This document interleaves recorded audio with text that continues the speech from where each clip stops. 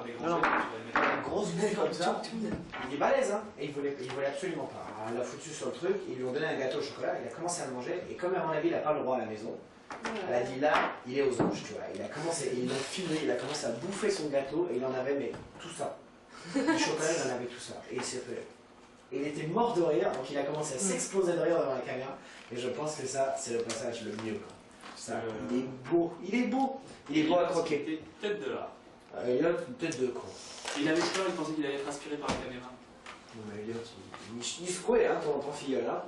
Ah, hier, il a été insupportable, on s'est engueulé. Mais en plus, je crois qu'il était malade. Il était malade parce qu'à minuit, il pleurait comme un con. De toute façon, il a 3 ans, c'est l'âge con, c'est non.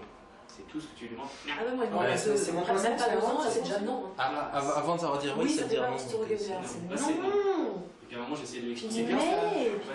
Moi, j'aime bien ça, moi. Moi, il a au bout d'un moment, au bout de 5 minutes, on était en train de jouer, puis il me dit oui, de toute façon, t'es bête. Et je lui dis, oh là, tu me parles pas comme ça et tout, sinon on va pas rester copains. Bon, et ben, je descends avec mes parents. Et voilà. Et plus au revoir. C'est une tête de con, c'est une tête de con. C'est une tête de là. De toute façon, c'est pas nouveau. C'est quand même.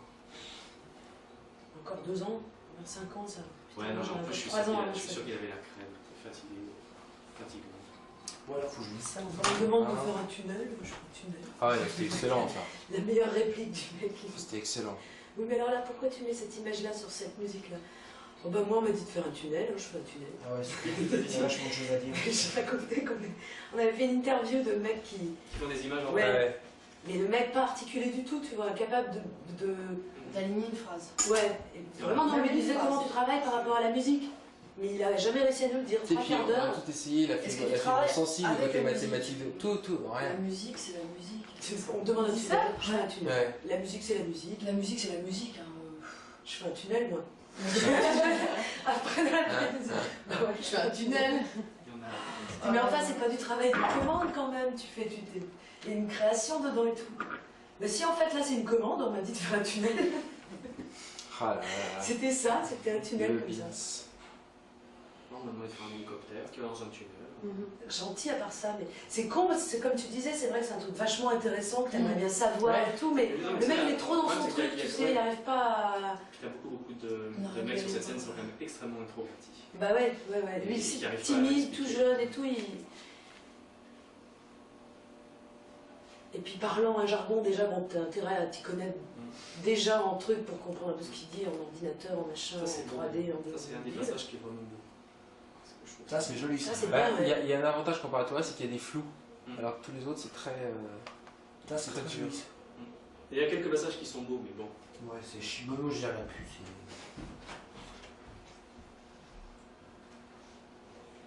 Petit feu d'artifice au milieu. Là, tu sais pas de c'est encore elle. Non, j'ai caméra endoscopique pendant une opération. C'est pas moi qui dit tout ça, c'est Ben Turner qui dit ça. Non, c'est bien ce qu'il dit. Ah d'accord, allez, c'est bien ce qu'il dit. Donc c'est 18h30 la prochaine interview. C'est Björk. 18h33 donc... Tranquille. Ouais, nous aussi, on adore Björk. Je suis fan de Björk. En ce moment, je suis en train d'écouter Dead Can Dance. Oui, toi tu... Attention, la fan number 1 de Dead Can Dance c'est en face de toi. Je suis en train d'écouter que ça en ce moment. C'est la voiture. Ça fait 10 ans que j'écoute que ça. Bah oui, mais moi je ne connaissais pas. Tu vois, donc j'ai découvert mieux vaut tard que jamais. Ah oui, c'est bon. On est d'accord. Dead Can Dance. Bah oui, je te dis. C'est mon préféré de Gaëtan. Un des préférés de Gaëtan. C'est vraiment bon. C'est franchement bon. Mieux vaut tard que jamais. Comment on va faire Gaëtan? Il faut supplier Pat pour que t'en envoie un, parce que comme Nick il veut garder le sien, étant donné qu'il aime ça aussi. Avant il était tranquille, personne n'aimait ça. Le disque maintenant. Moi je connaissais pas, et il y a un mec qui m'a interviewé il y a 15 jours, il y a une semaine, et il m'a fait un blind test, tu vois, et il m'a fait écouter un morceau de Dead Can Dance, et je lui ai dit, il voulait savoir ce que c'était. Et c'est un des morceaux où il y a juste, t'as juste un clavier et sa voix. Et je lui dis c'est... Ouais, là. Et je lui dis c'est... Qu'est-ce que je lui dis? Je lui dis c'est Clanade. Il me dit non, c'est pas Clanade. Je lui dis putain, ça ressemble vraiment à... Je lui dis c'est sa frangine, parce que je sais que sa frangine et Clanade elle chante aussi. Il me dit non, c'est pas ça. Ah oui, je peux pas dire ce que c'est, je connais pas. Mais je lui dis putain, qu'est-ce que c'est beau quoi. Il me dit ouais, je te dirai ce que c'est après quoi. Et c'était un morceau de Dead Can Dance. Donc j'ai acheté tout de suite une compilation. Genre moi j'ai une dizaine de morceaux qui sont sortis sur plein de trucs différents, donc ça je sais si tout me plaît. Et après j'ai acheté un album. Ça tourne.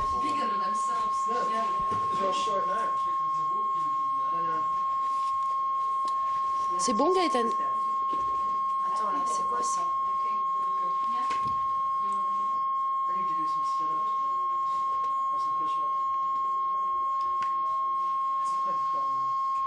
Ton multivivre. C'est ça? Ton multivivre. Mais il était quel? C'est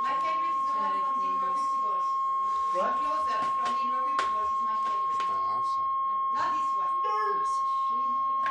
C'est scotch. C'est scotch de merde. C'est bon, là, j'en ai assez. Oui. We all need something. As long as you like take like 4 years off and then go back on and 4 years off, 2 years off. 4 years? 4 years? Yeah, or 2 years. Yeah. Try It's 2. already a long time. Huh? Oh, it's good though. Yeah. Just clear yourself could up, be, and then yeah. your first cigarettes like blows your mind again. Because Yeah. after a while you just don't feel it. Yeah. It's just like this. Just After a like while, an you just- habit, and you have. I have The a, thing is, I would eat a lot of sweet and put on weight, and I don't want just to. for a bit, then don't. It's just your mind. But the thing is that I have a friend who, as long as they do those, they're healthy. And if they go off them, they get colds and flus and everything. And then they have to keep on smoking to stay healthy. And that's the only, It's true. that's the only thing. So that I hate. It's great. I love this stuff. But I just can't have too much of it. Yeah, after a while. Is it working? Quand It's tu just veux. like TV. Not too much of it. It can destroy your mind. Makes your skin go bad. Grows hair on your palms. So you answered to this already, but is this your first time in Paris, or have you stayed and played here before? Never, ever, ever have I ever set foot in Paris, France. Or France, ever. Okay, as French audiences are only hearing about you for the first time, could you perhaps give us a short but entertaining rundown of your life and musical career to date? That'd be the most boring 2 minutes you've ever heard in your life. I was born in California, lived there with my mom. Basically us two alone, and then my little brother later. Left home at 17, came to Los Angeles, almost rotted to death, and then I moved to New York, where I didn't rot to death. Exactly the opposite happened. I got to work and experiment and play around and function, and that's where I live now. And What about the musical career? When did you start to... well, I've always played music. I just have never pursued the music business. You know, it's so easy to get into. You know, the music business. It's so easy, really, if you try it. But I never tried. Not everyone says that. But It's really easy. People say it's not that easy. Not hard. You can just it just depends on how you want to get in there. That's all. You know, it's easy to be involved with the music business. Either you know people here, you know people there.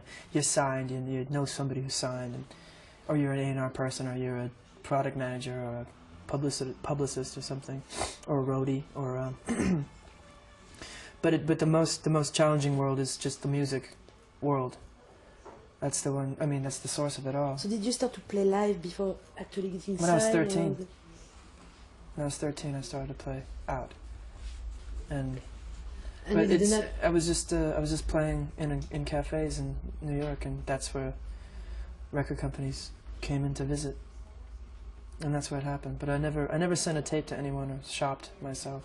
How long have you been playing for before people of the record business started to get some interest in you and All my came to life. see your...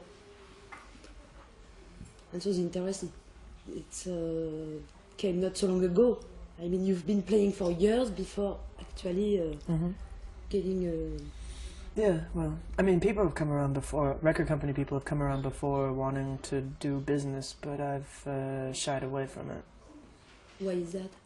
Just didn't trust it, and wasn't happy with the arrangements. And actually, I mean, on the outset, just not happy at all with going into that kind of life. Just I don't know why. Maybe it's because it all came down in Los Angeles, and anybody who's lived in Los Angeles around people who like get signed and then get dropped, or get signed, big promise, and then just completely left in the dust. And you just get shied away from it. It's like a smut peddler with a bag of gold. You know, it becomes a scourge. But it's What not. eventually decided you to... When I met people that weren't like that, who actually did that kind of business. And I'm doing work with pretty good people, really good people. And the band you work with, how did you find each other, and how important is guitarist Gary Lucas in the creation of your music? Oh, well, Gary and I wrote Mojo, Pen and Grace together. And I was in a band, I was in a project with him for several months, but it didn't work out to be the thing that I wanted ultimately.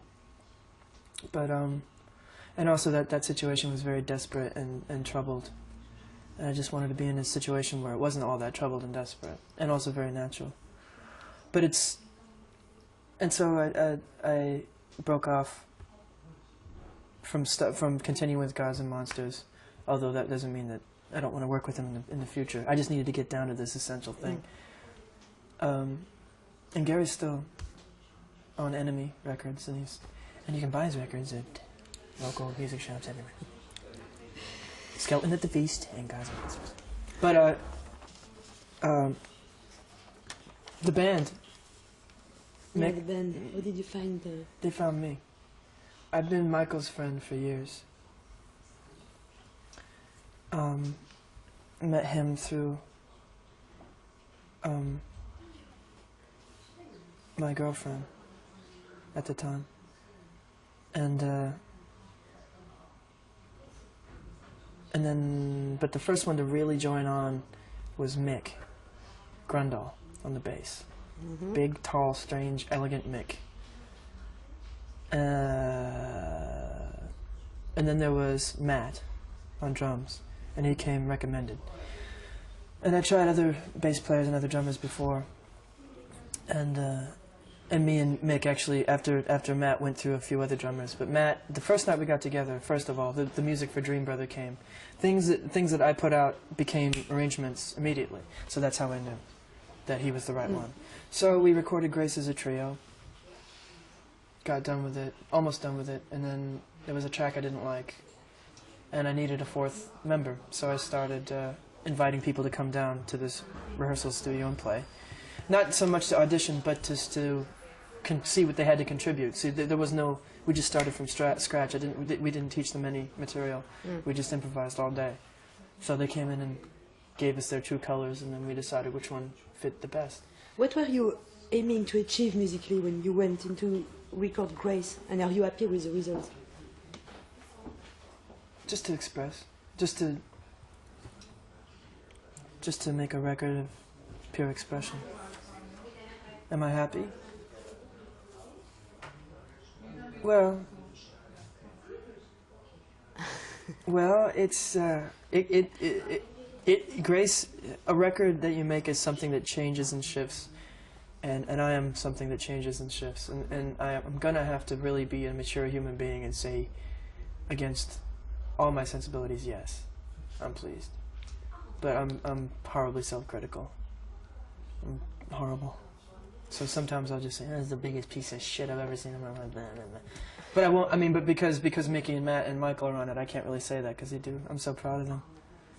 It's all right, you know. It's all right. I just can't wait till the next one. I can make a better record than Grace. Much is made of the influence of Led Zeppelin and the Smiths and the Cocteau Twins on your music, even though your references seem much more eclectic. That's just lazy journalism. Yeah.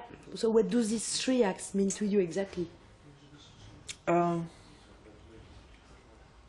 Just the range, all three of them. Anything I like has a very big range of expression, and also a strangeness.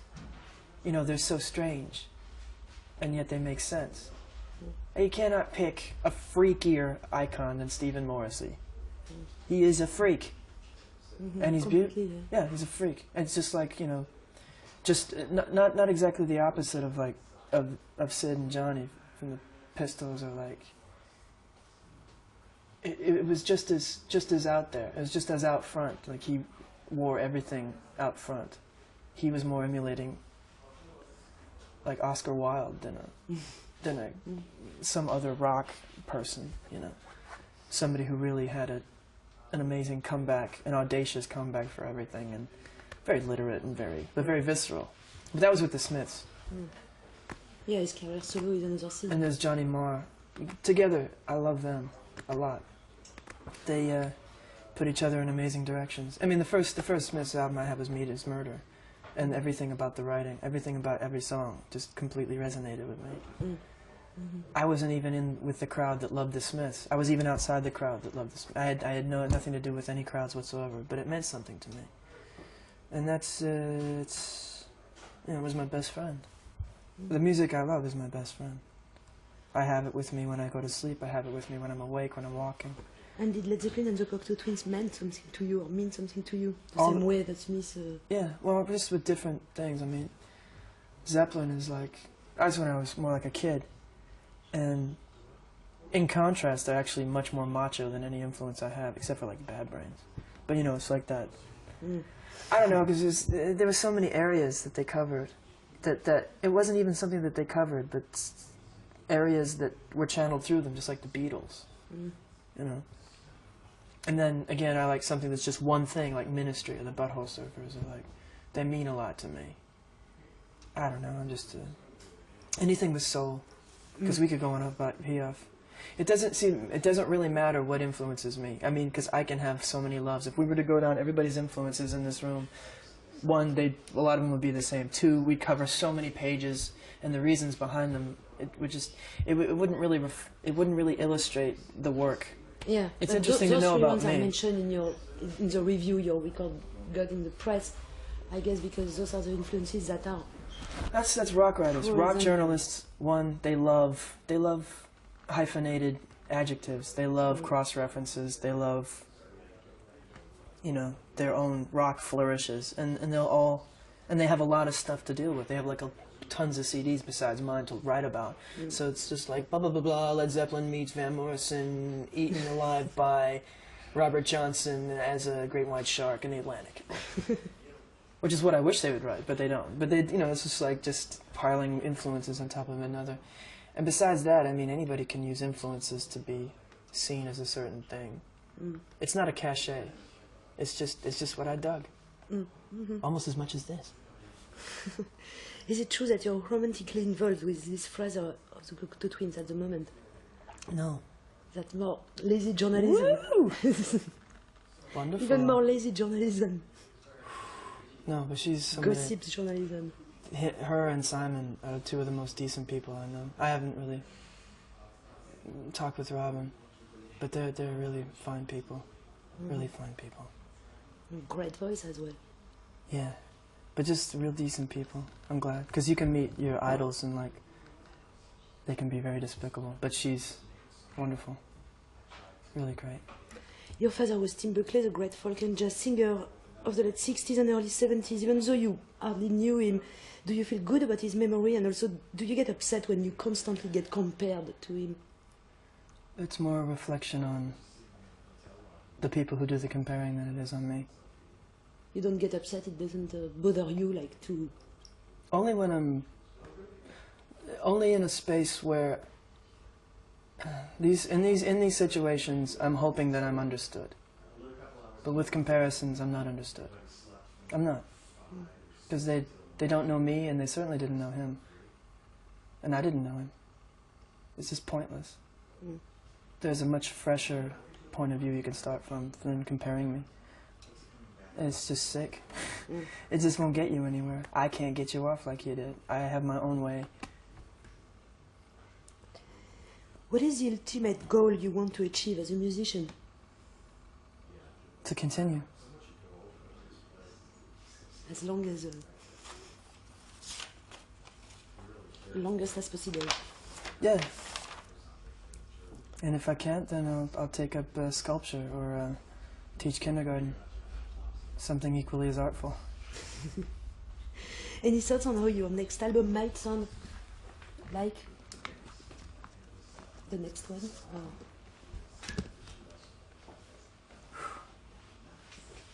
I'm just getting over a couple of questions ago.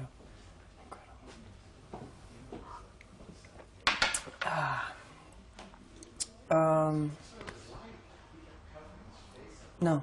No. Just more of...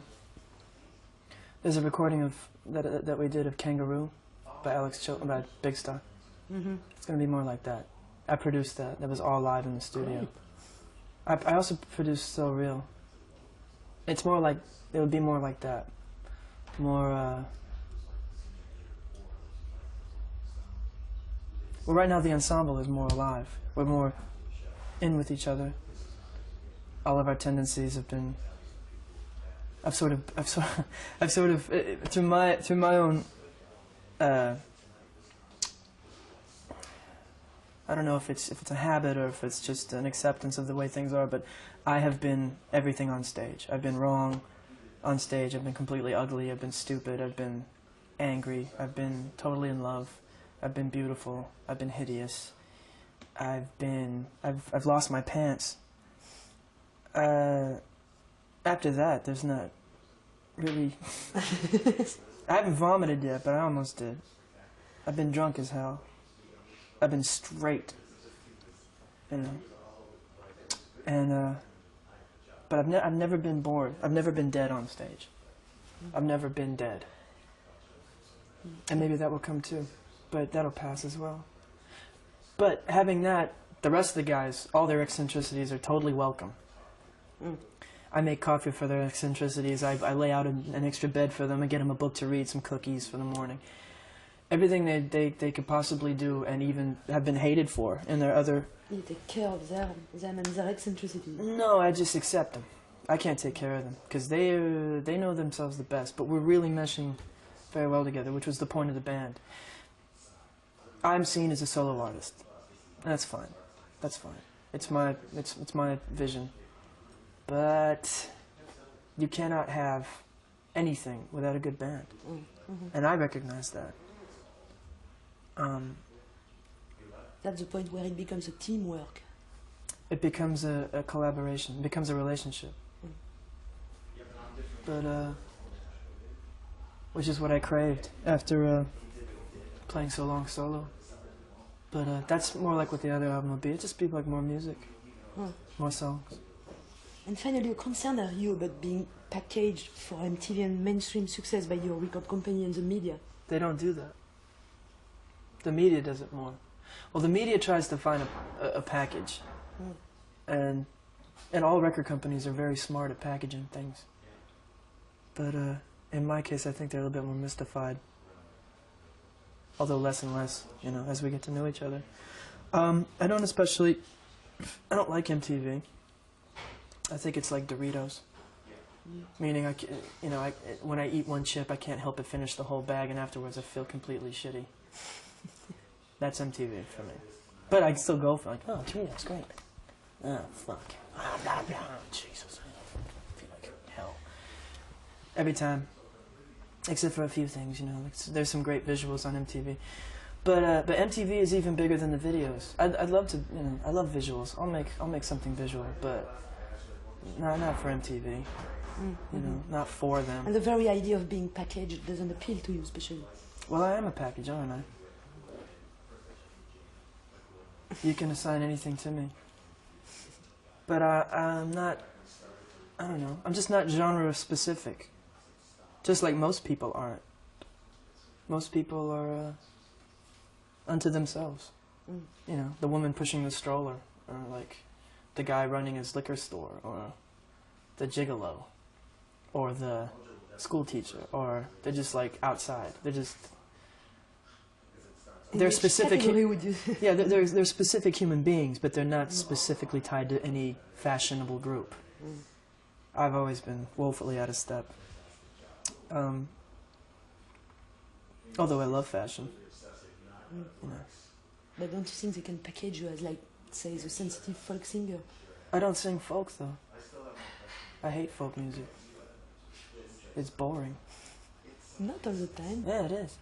Well, the stuff that people call folk music isn't folk. I mean, like, people call Joni Mitchell folk. She's not a folk artist. No. She sings songs that she makes. Folk music is stuff that belongs to everyone, like... Yeah, This land is your land. It's like, hey, you know the word. Shit is boring. I think the Sex Pistols was folk music. I thought that totally illustrated the people at the time. I thought that was... I